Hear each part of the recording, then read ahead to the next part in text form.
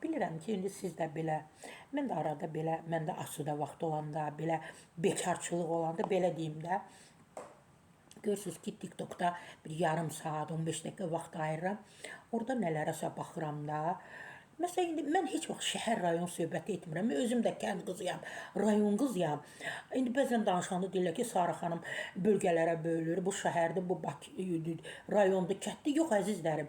Mən insanlara görə, insanların xarakterinə görə, onların dəyişiminə görə arada kənd-şəhər söhbəti edirəm. Məsələn, baxıram, şəhərdə yaşayan qız, 2 ali məktəbi qutarıb, belə oliqarx həyat yaşayıb, valideynləri, özləri. Məsələn, mən ondan gözlədiyim var ha, yoxdur. Amma dünən kətdən gəlib, bu balaca boyu var bir qızın. Ayaqları da belə əgirim deyə. Meşədən gəlib də, dünən nə qədər ağlayırdı ki, meşədə yaşayıram, meşə. İndi görürəm ki, dəyişib də, indi bilmirəm, pul hardan tapıb, necə tapıb, biz tapa bilmirik o pulu. Dəyişib, mənim üçün bizə nə maraqlıdır. Onun saçını, dodağını, hər şeyini qoyuram kənara. Dünən kətdən gəlib də, meşədən gəlib.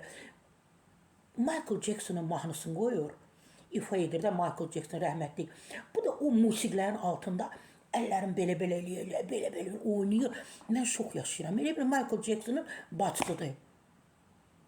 Biri var, o qutabçı, qutab. Mən ona baxıram, dünənə qədər onu götürüb səpəliyirdi, oxlov əlində. Nə bilim, nə. İndi musiqiləri görürəm. Nə bilim, kimlərin musiqilərindən bunlar rəqs edir. Elə bil, bunlar ömrü boyu rəqsə gediblər. Bunlar rəqsin sirlərini, texnikasını öyrəniblər. Elə bil, bunlar Amerikada yaşayıblar.